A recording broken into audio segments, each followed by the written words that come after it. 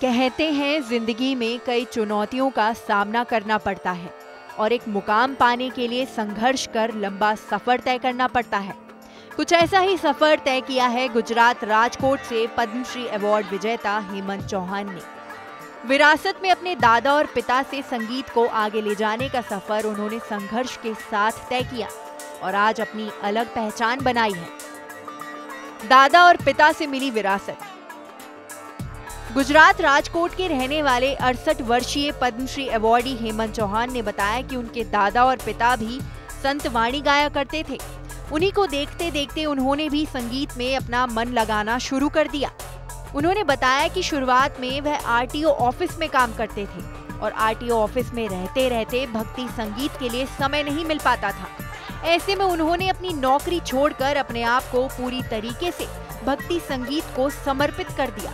हेमंत चौहान ने बताया कि कला एक साधना है और इसे सच्चा भक्त ही ठीक तरीके से सीख सकता है। उन्होंने साधना के लिए अपना पूरा जीवन समर्पित कर दिया। वे घंटों घंटों रियाज करते हैं। खुद को उन्होंने संगीत में डुबो दिया है। उन्होंने बताया कि गुजराती और हिंदी दोनों भाषाओं में वह भजन गाते हैं। पद्मश्री पाने के बाद न्यूज 18 से एक्सक्लूसिव बातचीत में उन्होंने बताया कि जिस तरीके से वह संत वाणी गाते हैं और जो सम्मान उन्हें पद्मश्री के रूप में मिला है वह संतों का ही आशीर्वाद है। पंखीड़ा ओ पंखीड़ा पंखीड़ा ओ पंखीड़ा।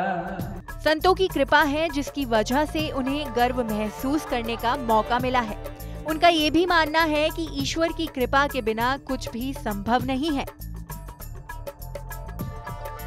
उन्होंने बताया कि जब उन्होंने संत वाणी गाने की शुरुआत की तो कभी नहीं सोचा था कि जिंदगी में बड़े मौके मिलेंगे।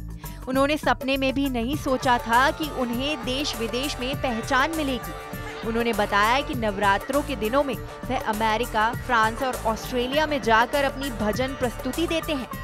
इसके साथ ही पूरे भारत में भी अलग अलग जगहों पर जाकर उन्हें भजन संध्या में भजन गाने का कई बार मौका मिला है।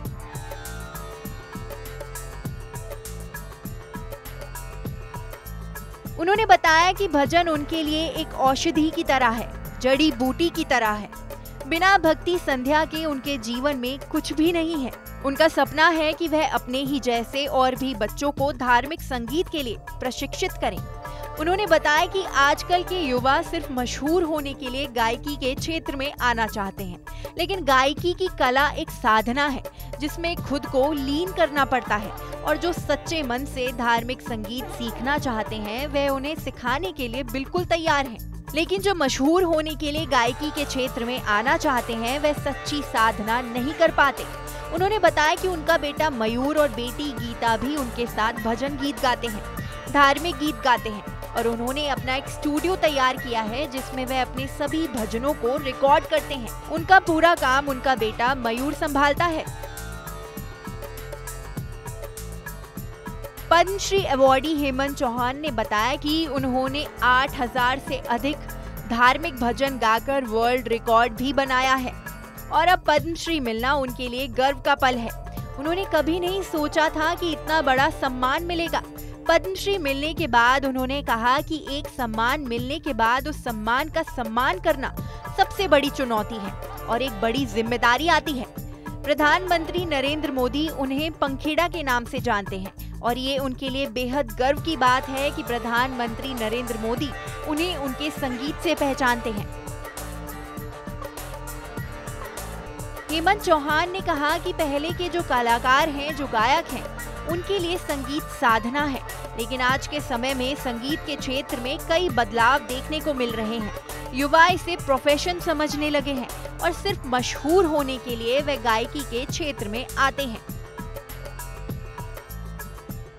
और कई बार ऐसे ऊल जुलूल गीत भी गाते हैं जो गायकी का अपमान है।